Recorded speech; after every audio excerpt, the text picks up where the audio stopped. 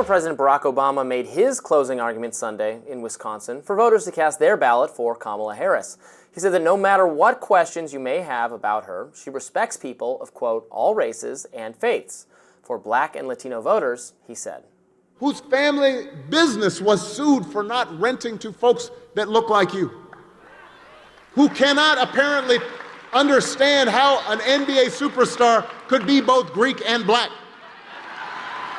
who suggests any Mexican crossing the border is a criminal and a rapist, who spreads ridiculous fantasies that Haitians are eating people's pets, who just this past week arranged for one of his supporters to tell jokes about Black people eating watermelon and Puerto Rico being an island of garbage, right there on stage at Madison Square Garden. Do you think that's somebody who's going to look out for you? And then, for Muslims and Jewish American voters, he said this. Maybe you're Muslim American or Jewish American, and you are heartbroken and furious about the ongoing bloodshed in the Middle East and worried about the rise of anti-Semitism. Why would you place your faith in somebody who instituted a so-called Muslim ban, who sat down for pleasantries with Holocaust deniers, who said that there were very fine people on both sides of a white supremacist rally?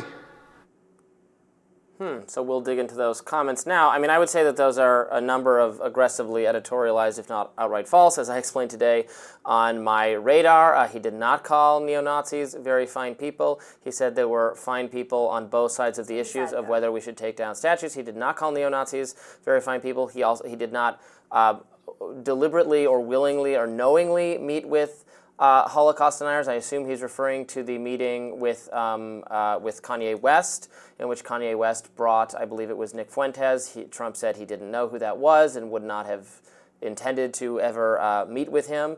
Again, I will point out that actual white nationalist leaders are not lining up behind Donald Trump, including because of his support for Israel. Richard Spencer, formerly the leader of the alt-right, although I think he has renounced most of his white nationalist, or maybe all of his white nationalist opinions, I don't know, has endorsed Kamala Harris. David Duke is supporting Jill Stein. I don't think that's an indictment of either candidate. In fact, there's no shortage of crazy or bad people, saying, I like this candidate, and that person has to denounce them. It's fine. It happens on all sides. But to uniquely point to Donald Trump as this avatar of racism or white nationalism or anti-Muslim bigotry, I don't think this is it's not persuasive to many Arab American voters in my home state of Michigan who have actually endorsed Donald Trump because they think it'll be more likely there will be peace in Gaza if he is president. I don't think they're wrong necessarily. We know what we're going to get from Kamala Harris because it's going to be the same thing from Joe Biden, which is just a whatever Israel wants policy. That's not exactly what they're doing, as you know.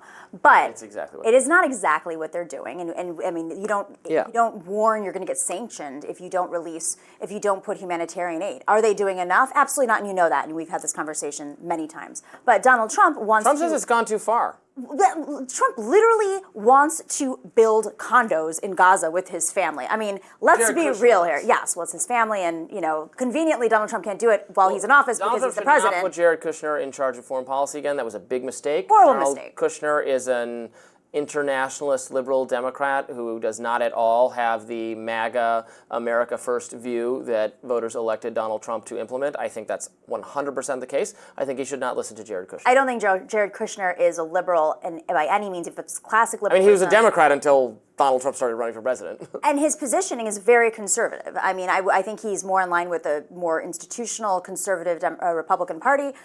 Not even like Dick Cheney level. I mean, this. Well, Dick Cheney is a Democrat now. Well, no. Dick Cheney is not a Republican. Dick Cheney is not a Democrat. Just no, the Cheneys are Democrats. Democrats have absorbed the neoconservatives into their fold. Dick Cheney profited off the war. The Democrats. Yeah, and now he's supporting Barack Kamala Harris. What does that Obama tell you? didn't have weapons manufacturers in his family making money off the war, or personally so.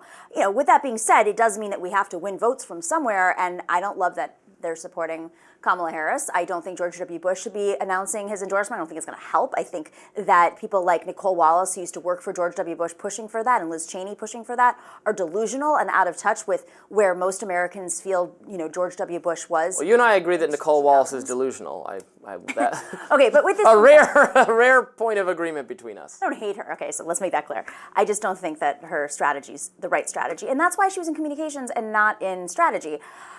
With that being said, what Barack Obama was doing was making it clear who Donald Trump is and what he represents. I mean, the Republicans, Mike Pence, said it was wrong for Donald Trump to host the Holocaust denier with Kanye at Mar-a-Lago. Nick Fuentes. Well, sorry, it was wrong, but he didn't know who that was. Obviously, he was a sitting president. They have Secret Service that vet everything. Have you ever had to go to a presidential event and get your name screened? They know your background, everything. They know very well who you are before you go and sit down with the president. It's just convenient afterwards. They always take 2 steps back and say, well, we didn't know. We didn't know what the joke was going to be at MSG, Trump said despite the fact. Whoever did the screening should be fired for letting that person through. But and he loves to fire people. Did he fire that person? Probably not. I don't know. But Barack Obama is making a point that there's a lot at stake here. And it's not just that if you choose, and there are few voters for Trump, but that is very much in line with the traditional numbers of Muslim Americans and Jewish Americans who vote for Trump. That has not shifted much. The concern is that Muslim voters are going to be voting for Jill Stein in swing states or staying home. And there's just too much at risk right now. And we have to remind people, this is what happens when you vote for someone like Jill Stein, who, by the way, shows up every 4 years, has no association with the environmental movement. Not only that, but she's invested personally in oil and gas and weapons manufacturing and the Keystone XL pipeline. This is not a progressive by any means, and so I think it's important to illustrate that. So Nick Fuentes, the white nationalist Holocaust denier who was at this meeting with Trump, he has denounced repeatedly the Trump campaign. He thinks... Today or back then when he met a month ago, well, no, in back August. Then.